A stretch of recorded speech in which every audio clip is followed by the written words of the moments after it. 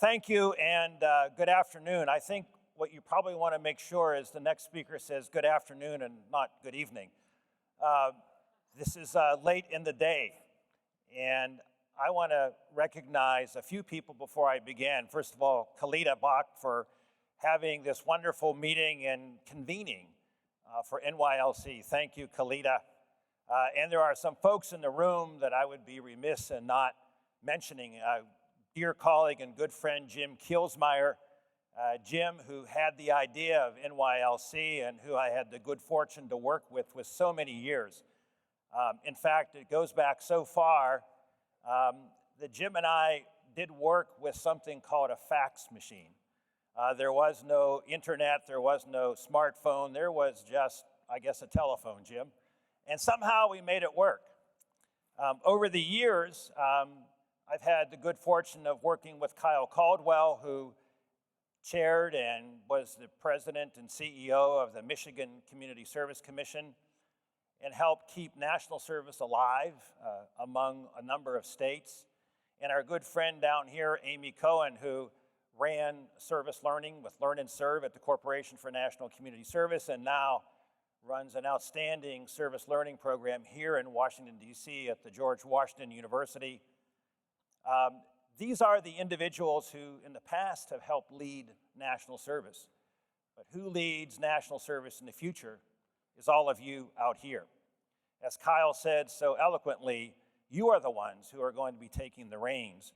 And I want to share with you some of the things and some of the ideas that hopefully many of you can help lead in the future.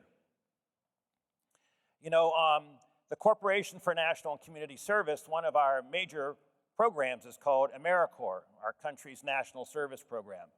And so on behalf of our CEO, Wendy Spencer, and the 75,000 AmeriCorps members who are serving today, they're serving in every state that is represented in this room. We welcome all of you. We welcome all of you to service and service learning, and hopefully to national service. You know, one of the things that is the highlight of national service is, one of the things we celebrated, I should say, is the 20th anniversary of AmeriCorps. And last September, in the South Lawn of the White House, about 1,000 folks came together with the last 4 presidents who talked about this idea of service to nation. And as President Obama was sharing his reflections, he gave 3 challenges to us. One was to figure out a way and develop a way where we could recognize those who served, our national service alumni, where they could take on positions of leadership in business and industry and government. The second was to expand opportunities for folks to learn and serve. And the third was to provide opportunities, especially for youth, to serve. And so today I'm going to announce 2 initiatives that we want to unveil today to all of you. The first is something we're calling the Star of Service Award. The Star of Service Award will be given to an individual between the ages of 12 and 18 who serves and volunteers in any of our AmeriCorps projects around the country.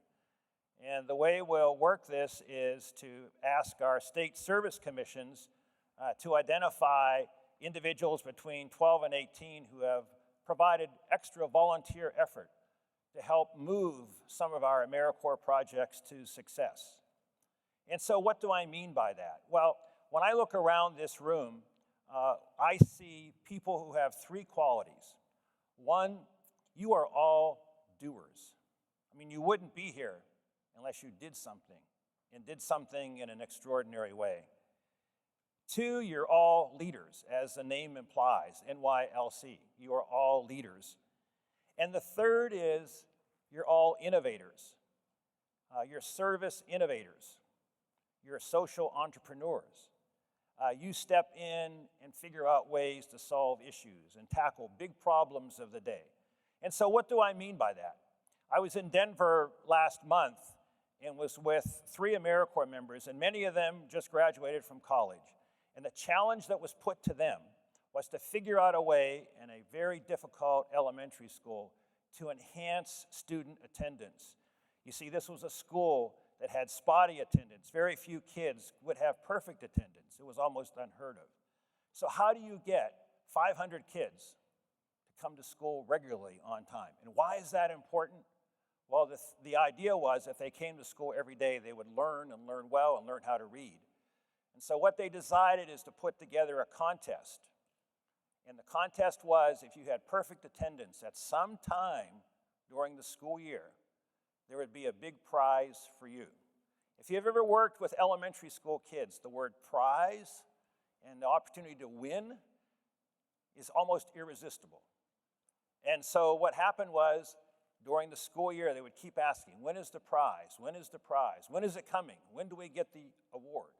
And they would say, it's coming, it's in the future. And so it just so happened when I was there, it was the day that, surprises of all surprises, the surprise was offered. 165 students had perfect attendance. And it wasn't just the little bag of popcorn and the juice box they got. You think they won the lottery. They were all jumping around and sharing with their parents what that meant. But innovators like you decided it was more, obviously, than perfect attendance. What does perfect attendance net out? And for these kids in a persistently low-performing school, what it netted out was 150 additional hours of instruction, 175 additional hours of social interaction. And what did that equate to? Every one of these 165 children in this elementary school far outscored, far outperformed their peers in the same school, all because these kids showed up.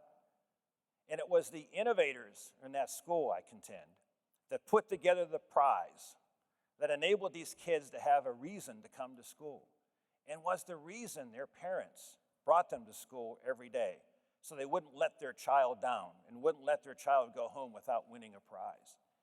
So that's what we mean by innovators. You can be the innovators in those schools and enable every kid to be able to learn to read and read well by third grade.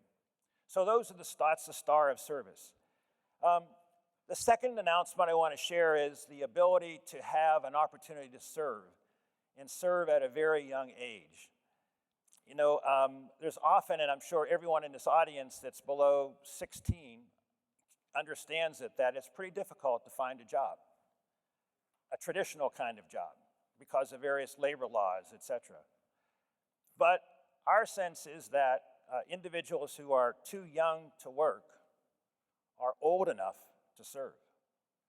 And so we have, and the president has supported it in his budget, there's a budget request to implement a summer service program next summer, so it'd be the summer of 16, that would enroll 14, 15, and 16-year-olds in a summer service program. 13,000 summer service enrollees for next summer. And we hope that the Congress would support this idea, because the president can propose, but the Congress has to appropriate the dollars. And so next summer, we hope that some of you would be able to serve. And so what would those projects look like? Well, as I was looking at and marveling at both Allie and Jesse, why not 14 and 15-year-olds create a unified summer sports program in communities all over the country? That could be something that innovators like you could do. Why not figure out a ways to use vacant lots and buildings and parks that are underutilized? How can we utilize them to learn and to serve and to do great things? Those are some of the things that we envision individuals can do next summer. And so as we think about the future, I wanted just to leave you with one idea, and that is why people serve. I was with about 12 AmeriCorps members yesterday in Southeast Washington, D.C. at a middle school. And as we were going around the room, I was asking them, why do you do this? And I was struck by one AmeriCorps member who's from Washington, D.C. He went to a college not too far away from here, came back and said, I am serving at this school because of my mother. And he said, I wanted to do this because I saw what my mom did every day in spite of everything. She had a heart of gold and was out there serving others. And so I think that if you feel that your experience in a school was beneficial or in a community was beneficial, and who stood behind you and next to you to offer you hope and fortitude to go forward. Maybe that's something that you would consider when you complete college or high school. Being able to join a force of 75,000 individuals, being able to step forward and make a contribution to others, being able to serve and make that contribution to your community and to our nation. So hopefully next summer we will see many of you serving, and I will see all of you on Saturday as we make a contribution to the greater Washington, D.C. area.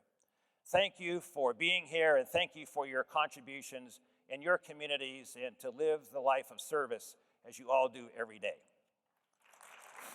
I'm a begin, isn't it? I get a little